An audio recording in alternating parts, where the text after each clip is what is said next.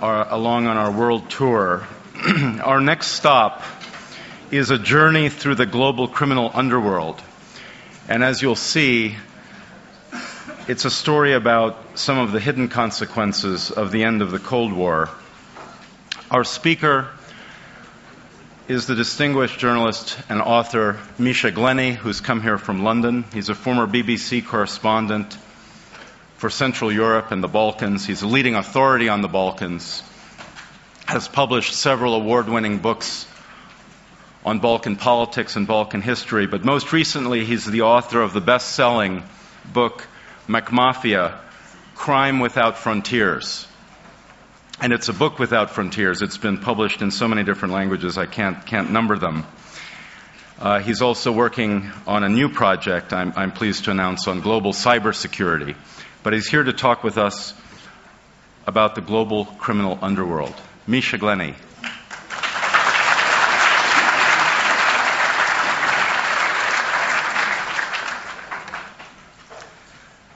Thank you, Mark, and thank you very much to the symposium, to the University of St. Gallen, the Stadt St. Gallen, for inviting me here today.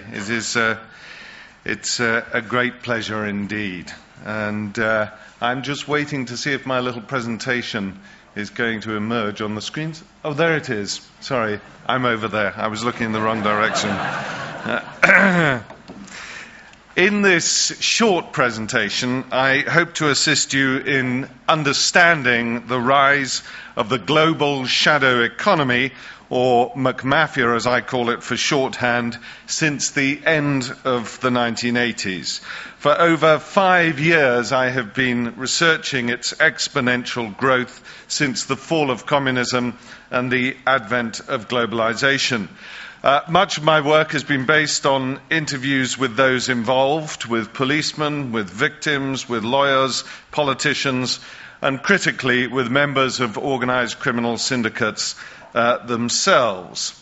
I started this work in the Balkans for several reasons, but the most compelling of these was the murder of one man, Zoran Đinđić, the Prime Minister of Serbia, assassinated on the steps of the federal government building in Belgrade in March 2003. I believe that Zoran Đinđić's assassination was perpetrated by organized crime, and it was this event that prompted me to write my book in the first place. Now, one of the paradoxes of the Đinđić murder was that Zoran was a gangster himself. He was a good gangster, but he had no choice in the matter, because then, as now, politics was an expensive business in the Balkans. And the reason why Đinđić was able to challenge the late Serbian dictator Slobodan Milosevic so effectively was that he had understood early in his career that you needed to finance your political activities.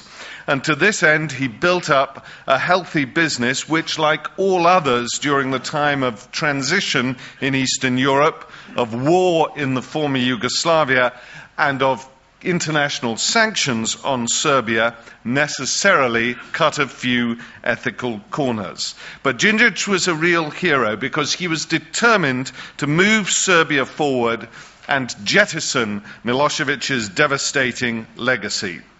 3 months before his death, he introduced the first ever Witness Protection Act in southeastern Europe and had even lined up a major gang boss to testify against the largest criminal syndicate in Belgrade. This is, I am convinced, why he was killed. And I wanted to understand how we had arrived at such a dreadful state of affairs. Since 1989, a time of great hope.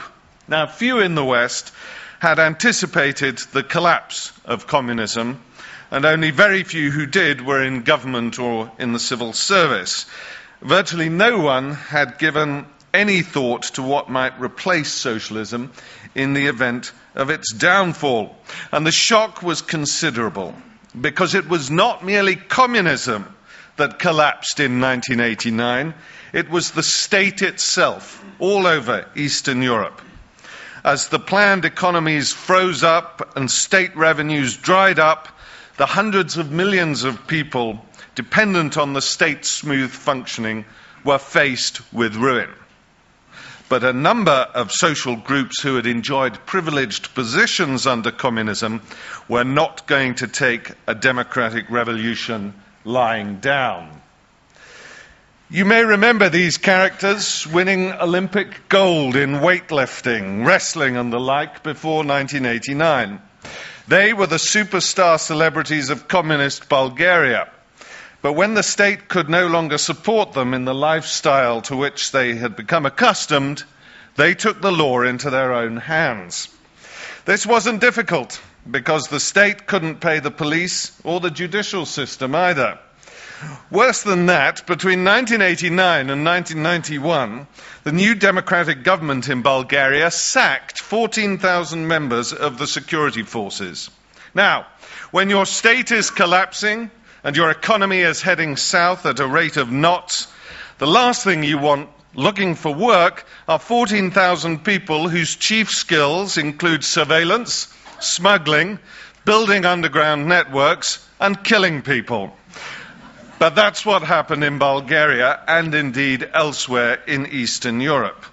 With the police force decimated and under-resourced, with the courts unable to deal with the novelty of contract law, privatized law enforcement agencies, or the mafia as we like to call them colloquially, emerged all over Eastern Europe to fill the vacuum left by the crippled state and to act crucially as the midwives of capitalism. These entrepreneurial characters joined with dynamic members of the former communist parties to fashion the emerging system to their advantage. They defined what was legal, and that usually meant anything that made them money, be it entire steel factories seized using strong-arm tactics, or the transiting of drugs and the trafficking of women. It didn't take the syndicates in Bulgaria and across Eastern Europe to realize that counterparts existed across the world, and globalization was facilitating easy communications and trading access with a whole new set of partners. In 1992, lawyers representing the Colombian drug cartels and Moscow's largest organized crime group, the Kosovo Brotherhood, decided it was time to expand the global markets for cocaine. By this time, the United States had reached supersaturation point for cocaine. 5% of the world's population, 40% of its cocaine consumption. They couldn't force another line up their collective nose. But Europe, however, was ripe for expansion, and there began a remarkable cooperation between Colombian, Brazilian, West African, Spanish, Balkan, Italian, and Russian drug traffickers who facilitated the expansion in Europe with great success. The Yakuza, cash rich thanks to the cooperation with part of Japan's political and corporate elite during the bubble economy of the late 1980s, were investing their profits in casinos in the United States and brothels in Southeast Asia, which was soon attracting considerable custom from North European males. Africa was the great loser of the end of the Cold War. Countries like Liberia, Angola, and the Democratic Republic of Congo became the center of perfect criminal storms. Surplus weaponry from the former communist bloc was flown by criminal groups to the killing fields of Africa, where they were exchanged for minerals such as diamonds, copper, or coltan, an essential compound for the manufacture of all mobile phones and laptops. In the year 2000, 80% of the world's supply of coltan was sourced to the Eastern Democratic Republic of Congo.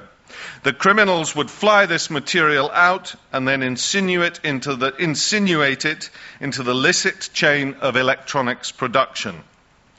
Now, I was in the former Yugoslavia at the time, where characters like the late indicted war criminal Arkan, seen here with Milica, who's a tiger cub on loan from Belgrade Zoo, perfected the relationship between organized crime and nationalist militias. To finance the wars in the former Yugoslavia, political leaders allowed free range to the militias perpetrating the killing to loot the territories which they conquered.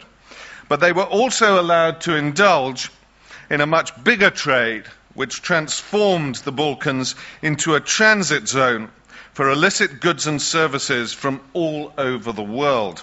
By day, the militias would slaughter civilians. By night, they would cooperate with their opposite numbers across national boundaries. Cooperation between organized criminal syndicates is rarely disrupted by issues of national identity. The European Union was at this time starting to reap the rewards of globalization.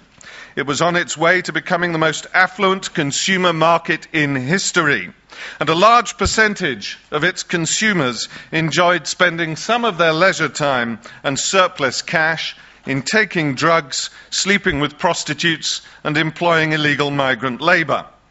Organized crime forms a long chain of production in places like Afghanistan or Colombia, distribution in regions like the Balkans, and consumption primarily in Western Europe, the United States, and Japan. Western demand is a key driving force behind the success of criminal markets. In the West, organized crime likes to keep a low profile, avoiding the attention of the media and police. But in the developing world, the production and distribution zones, it needs to exert as much control on governance as possible. What we have witnessed in northern Mexico over the past 5 years, the rise of drug cartels that kill with impunity, we are now watching the beginnings of in West Africa. Organized crime is bad for the world because it thrives on and encourages weak states and political instability. Now, drugs were soon followed by new trades through the Balkans, such as the trafficking in women for sexual purposes. And then in 1994, a Serbian businessman, Vanja Bokan, adapted an old trade, the smuggling of untaxed cigarettes, for a new European market. What you see here is the fastest vessel on the high seas, worth around 1 million euros. From 1994 to October 2001, some 20 of these boats left the Montenegrin port of Bar, headed for its sister city of Bari on Italy's Apulian coast, every night. They were packed with cigarettes manufactured in the United States or the European Union and sold through Rotterdam and Zug to criminal syndicates who would then send them on to third territories such as Uzbekistan or northern Cyprus before exploiting a loophole in the no-fly zone over Yugoslavia and landing them in Montenegro. Once across the Otranto Straits in Italy, the Apulian mafia sent them up to France and Belgium in trucks, where they were repacked into small vans to go across the English Channel and then sold in British cities for less than half the price you could find them in the shops. This cost the British Exchequer some $6 billion in lost taxes. When the trade began, the Italian Coastal Guard only had 2 boats which could keep up with the smugglers' boats, and the only way to catch them was to wait for them to run out of fuel. Here you can see how many vessels it takes to catch just one boat. And that went on for 7 years, day in, day out. This, incidentally, is filmed from the Guardia di Finanza in Italy, including the slightly cheesy Morricone music which they themselves put on. So excuse me for that. Now, the situation was dramatic everywhere, although nothing quite compared with Russia. As here, the oligarchs, as the new business class became known, and their organized criminal allies were involved in the greatest larceny in history, the rape of Russia's vast mineral resources. Aware of the country's powerful state tradition, the oligarchs anticipated that the hibernating bear of the Russian state would awaken at some point with a cracking hangover and want to know who had stolen its honey. And so between 1990 and 2000, they exported between $200 to $300 billion, often in cash. This money went into the new money centres around the world, which were competing for the Western world's, for the vast sums that the Western world's speculative orgy was beginning to generate. One side effect of the liberalisation of financial markets was to ensure that the 1990s and the post-millennium period were a golden age for money laundering. Now, when I talk about the global shadow economy, I have to include with the criminal markets corruption, which is worth, according to the UN, between $2 or $3 trillion a year and acts as an accelerator for criminal markets, tax evasion and corporate fraud. This is because when they get into the financial system, it is impossible to try and identify what is what. And thanks to the Madoff and Stanford cases, we now know that lax regulatory regimes in Wall Street, London and elsewhere enabled huge criminal acts to be perpetrated in the very heart of the machine. Madoff's self-confessed figure of a $65 billion fraud places him in the very elite of organized criminal activity, comparable with the Colombian cartels, the Russian organized crime groups, and the 'Ndrangheta and Camorra in Italy. Now, the largest market in international crime is the drugs market. This is a modest-size marijuana farm which I visited in central British Columbia in Canada. The trade in marijuana now accounts for 5% of British Columbia's GDP, and those are official government statistics. The Royal Canadian Mounted Police estimate that there are some 15,000 grow operations like this in the residential zones of the Greater Vancouver area alone. Amazingly, 2 years ago, Quebec overtook British Columbia to become the largest producer of marijuana in Canada. So I went to a cavernous warehouse to the east of Vancouver, where Inspector Brian Cantera of the Royal Canadian Mounted Police showed me some of the goods confiscated from traffickers transporting the marijuana to the United States. By the Canadian Police's own admission, this does nothing to dent the profits of the major traffickers. And I'm about to explain to you why that is the case. This is from a British Cabinet Office document which was suppressed by Tony Blair's government because it demonstrated that the war on drugs was failing completely in its stated aim of preventing narcotics from reaching the end user. Indeed, it just pours billions, hundreds of billions of dollars every year into the hands of some very nasty people. By 2003, the Taliban was a defeated force militarily, and for the first time in 150 years, an occupying force in Afghanistan had the possibility of actually doing something to assist the blighted populations of that country. Regrettably, the governments of the United States and the UK decided instead to invade Iraq. And the one organization which understood the implications of this was the Taliban in Afghanistan. They used the time to reorganize, to refinance themselves through the heroin trade, and to rearm themselves, and they are now close to inflicting a military defeat on NATO forces in Afghanistan. Cybercrime is the fastest growing sector of transnational organised crime. It started a dramatic exponential rise in about the year 2004 when security companies noticed that there was a sudden reversal in the nature of computer viruses and Trojans being released into cyberspace. Up until this point, 90% of the viruses were the product of so-called ego hackers who enjoyed playing games with the computers of more innocent users. 10%, however, was spread with the specific intent of committing criminal acts, whether this was identity theft, phishing scams, or a range of other illegal acts. This has now reversed. 90% of viruses in circulation now are developed with criminal intent. Let me introduce you to Senor Pringle. I call him Senor Pringle because he comes from São Paulo in Brazil. He was hooked up to my laptop computer here, and with the help of a friend of mine called Super Geek, we succeeded in breaking into 3 computer systems of major Brazilian banks on the Avenue Paulista about 3 years ago, thanks to Senor Pringle. Now, it didn't take hackers and crackers long to realize that technology is not really the issue in cybercrime. The issue is something that we call social engineering, persuading people to do things which are objectively not in their interest with their computers.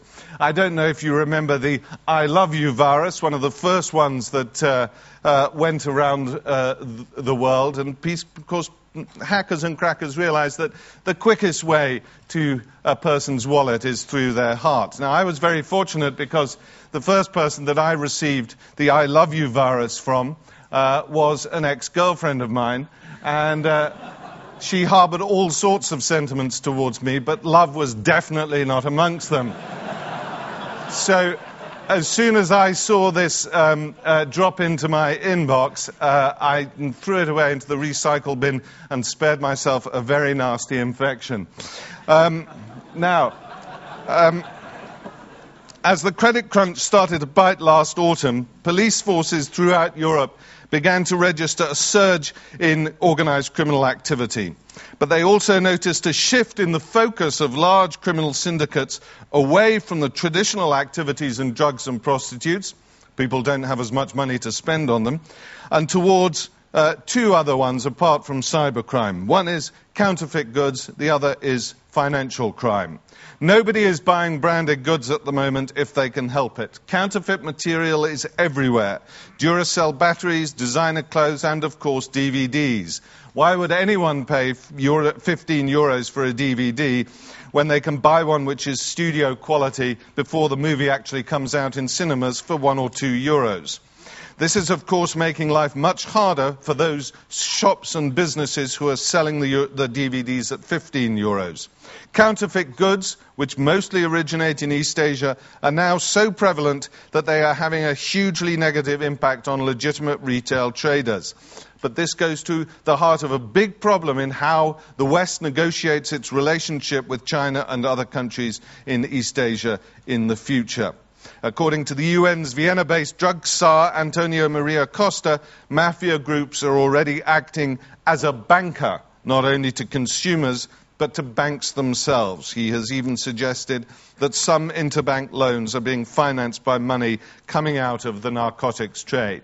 So there we have it, a quick little rush through the grand old world of organized crime. It is a very damaging trade, one in which we tend not to put enough resources to try and deal with it.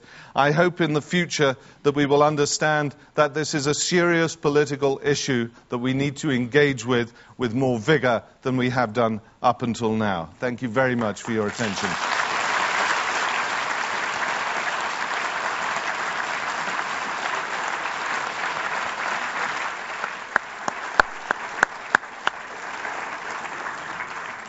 Misha, that was a really riveting slideshow. You get extra points for sprinting through it with perfect clarity. That was great. I'm going to use the chairman's prerogative to ask you the first question, which is to update us a bit on the effects of the global meltdown on the shadow economy. Is it good or bad for business? Well, it's very good for criminal business. I mean, the thing about organized criminal syndicates is that they have the ability to adapt faster than any other sector of the economy. So that when they see that their revenues in narcotics are going down, and they can also see that there is a credit squeeze in the illicit economy, they see this as a fantastic opportunity, because one of the things they're always having to do is discover new ways to launder the profits from their other trades. And so when there is a credit squeeze in the illicit economy, they are cash rich. This is absolutely fantastic. People want money? Sure, we'll lend it to you. And fortunately, thanks to the experience that small and medium enterprises have in Italy, we now have some really excellent data coming out of Italy of how various mafias are able to clean up their money by lending to businesses which would otherwise go bust because they cannot get the funds from the banks themselves because there is no credit. This is a really critical thing. In terms of ordinary people, the other thing that everyone has to watch out for is so-called boiler room frauds. There are many more people now who are not eligible for credit themselves, and there are a lot of schemes which are very carefully organized by criminal syndicates, offering people not just credit, but ways of making money easily. These are fraudulent schemes which are proliferating all over the world at the moment and creating headaches for law enforcement agencies all over the world too. Great. We have a question here. Cornelia Meyer from the United Kingdom. Where do you see the links between organized crime and organized terrorism? To my mind, the focus on terrorism was the wrong focus. It was inverted. Terrorism functions within the much broader swamp of the shadow economy. So in most parts of the world, the tri-state border area between Argentina, Brazil, and Paraguay, for example, or indeed in West Africa, you will see, or until their recent military defeat in Sri Lanka, the Tamil Tigers, you will see organized criminal activity in which both criminal syndicates and terrorist organizations are indulging in. But in terms of the money made, it's only an infinitesimal amount which is made by terrorism. Unless you are able to drain the swamp of the shadow economy, then terrorists will always be able to function in terms of making money, because they are operating in the spaces where criminals operate, that is, where governance is weak. A lot of this is about unstable governance, weak governance, corrupt governance. Thank you. We've got a question up there. Do you have a mic? Thank you, Mr. Glenny, for a fascinating presentation. I'm a student from India. How do we combat these non-state actors who don't have an ideology, who don't have a religion, but who are driven by money? And, given the context where law enforcement agencies, especially throughout the developing world, are struggling with so much corruption, basically because their staff is paid peanuts. So, is this a war that we can ever win? You can't ever win the war against organized crime. And if there wasn't a degree of organized crime in your society, then you know that you don't have a healthy society. But what you can do is you can reduce its impact, and you can reduce it as a destabilizing factor. India is a very good example for the reasons that you state. If you look at Mumbai, there are some excellent policemen in Mumbai, but they simply don't have the resources to deal with what is going on in the Indian underworld. However, I would say there are two or three main things that we can all learn. First of all, poverty is a driver of organized crime, the central driver of organized crime. Demand in the West is a driver of organized crime. Mumbai, for example, is an important transit zone of heroin coming from Afghanistan and Pakistan, but it is headed for the West, and that gives the criminal groups in Mumbai incredible in amount of influence. So there is poverty, there is demand. Frankly, I am a supporter of the decriminalization and legalization of drugs, because in order to prosecute the war on drugs, you need North Korean-style policing. And at the moment, what we see is Western cities devastated because of drug addiction. I have to say Switzerland has taken a very courageous lead in alternative solutions to the narcotics problem. And I think this is a marvelous example in this country of treating drug addicts as victims and not as perpetrators. But worst of all, look at what our Western demand has done to Colombia, has done to northern Mexico, has done to Jamaica, has done to Turkey, the Balkans, and now West Africa. We cannot allow this level of destabilization to continue by simply handing over tens of billions of dollars every year to some of the worst people in the world because of a system of prohibition. It is simply untenable, and it defeats our purposes of stabilizing areas threatened by terrorism and the like. So that is one thing you can do overnight. Mr. Ambassador.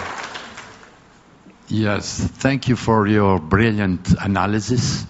I would like to know what is your forecast for, especially for Balkan countries? And I was surprised not to hear Kosovo. I thought that this is one of the major transport and core for the trade in drugs and different things. Thank you. Let me say something that the European Union is doing by its expansion. By expanding into Eastern Europe, the 2004 expansion, we have seen a reduction in organized criminal activity in those areas because the European Union is stabilizing their economies and getting funds, stabilization funds, into the most vulnerable areas of those countries. So in the Czech Republic, in Slovakia, in some of the Baltic states, we have seen a reduction in organized crime. Now, we have a problem at the moment with Bulgaria and organized crime. I predict that within the next 20 years we will see the reduction in influence in organized crime because of the strategies that the European Union is pursuing in Bulgaria. But this is a long-term, difficult thing.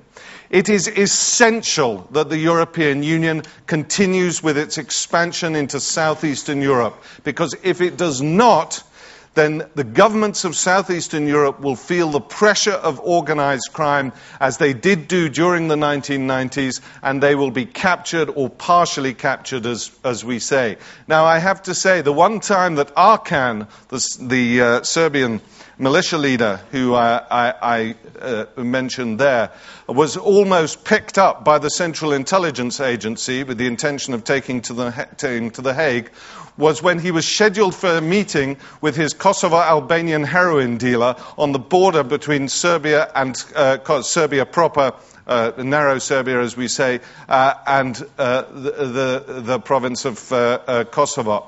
Arkan was tipped off and he didn't turn up. But the point is that you cannot traffic through Kosovo unless you are, first of all, going through parts of South Serbia itself.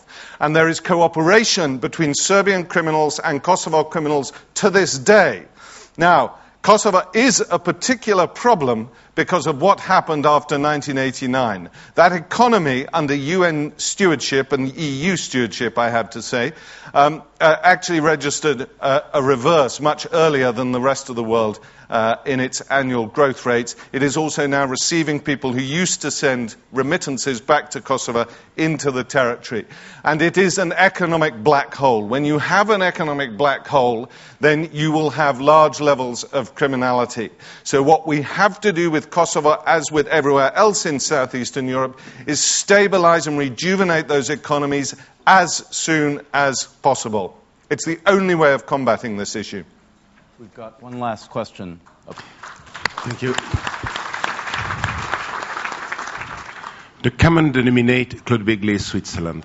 The common denominator between all those mafias is the appetite for money. Apart from that, there are specialties.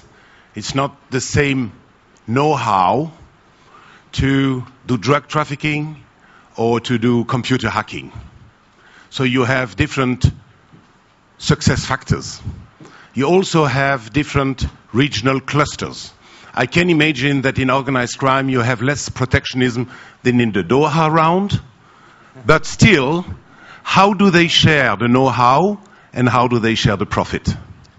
It's a very good question.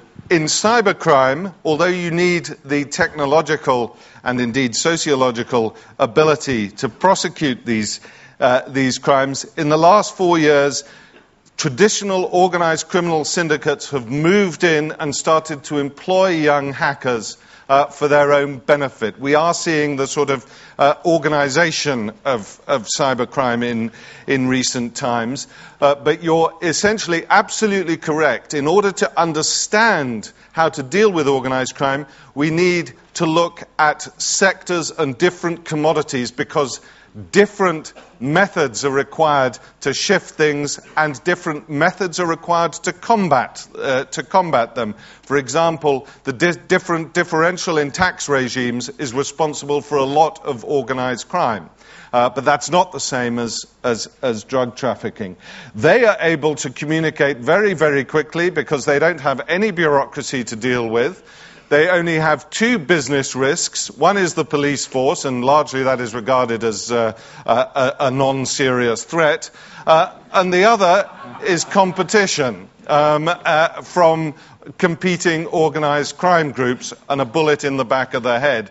And that is why you have large traditional protection rackets associated with criminal markets. The mafia, what the mafia does in Sicily originally is to protect both licit markets, because there's no police force from Rome doing the job, and illicit markets in, say, drug trafficking. That is actually what a mafia is the protection racket protecting markets, but nowadays they often go into the markets themselves as well because the markets are so lucrative.